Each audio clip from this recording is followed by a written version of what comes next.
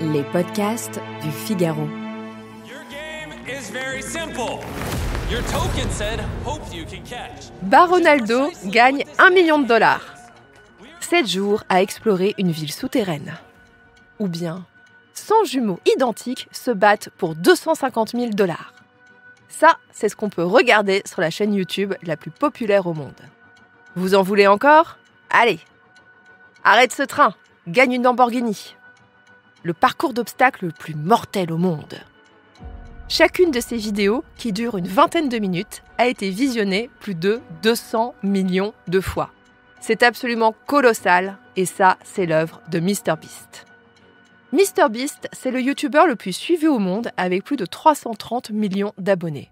Il est américain et il a mis en œuvre une stratégie finement pensée pour conquérir la planète.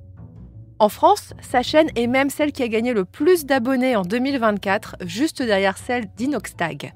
Vous savez, le youtubeur français qui a grimpé l'Everest. Alors, c'est quoi les secrets de MrBeast ? Allez, venez, je vous explique tout en 5 minutes.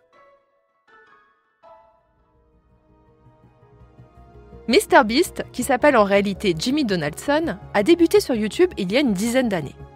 Comme beaucoup de stars de cette plateforme, comme Squeezie ou Inoxtag en France, il a débuté en filmant ses parties de jeux vidéo. Aujourd'hui, MrBeast fait des vidéos à grand spectacle où de parfaits anonymes doivent relever des défis pour gagner une très grosse somme d'argent. Vous l'avez peut-être remarqué en début de podcast. Le nom des vidéos de MrBeast sont, on peut le dire, vraiment simplistes. Voyez par exemple, survivez 100 jours dans un bunker nucléaire, gagnez $500 000. Ce n'est pas de la grande littérature, mais c'est fait exprès. L'idée du youtubeur est que pour avoir du succès, il faut avoir des concepts très simples que l'on peut comprendre dans le monde entier, qu'importe sa culture et sa langue. Ça, c'est la deuxième raison du succès de MrBeast. Son audience est devenue internationale car il a pris le soin de doubler toutes ses vidéos dans 17 langues. Oui, vous avez bien entendu, 17 langues. Français, allemand, espagnol, polonais, mais aussi thaï, vietnamien, coréen, turc, hindi, arabe, indonésien. Ce youtubeur ne néglige aucun marché, tant que ces pays ont une grosse consommation de la plateforme vidéo.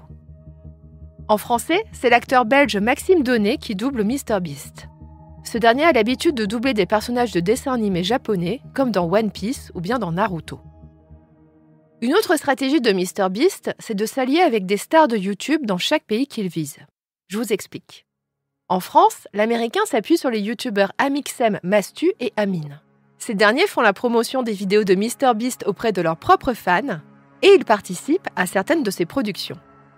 Les 3 Français figurent ainsi au casting de la vidéo 50 youtubeurs se battent pour $1 million qui frôle les 300 millions de vues. Ensuite, chacun a publié sa propre vidéo sur les coulisses de ce programme. Bref, c'est de la promotion croisée et ça marche diablement bien puisque ça a permis à MrBeast de se faire rapidement connaître d'un public franco-français. Et si vous avez jusque-là échappé à ce phénomène, sachez que MrBeast va être la star d'une émission de télé-réalité sur Amazon Prime Video. Le principe est toujours le même, sauf que c'est plus gros que d'habitude. 1 millier de candidats s'affrontent cette fois-ci pour $5 millions.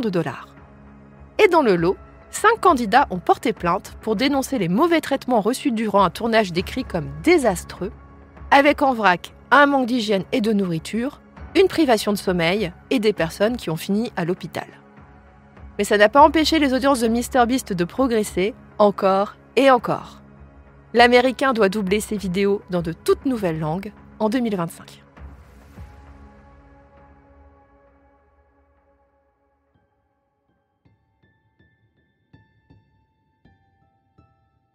Merci d'avoir écouté Question Tech.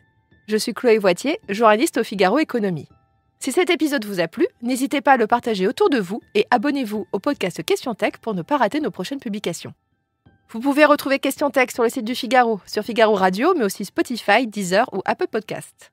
Et n'oubliez pas, dans la tech, il n'y a pas de questions bêtes. À bientôt.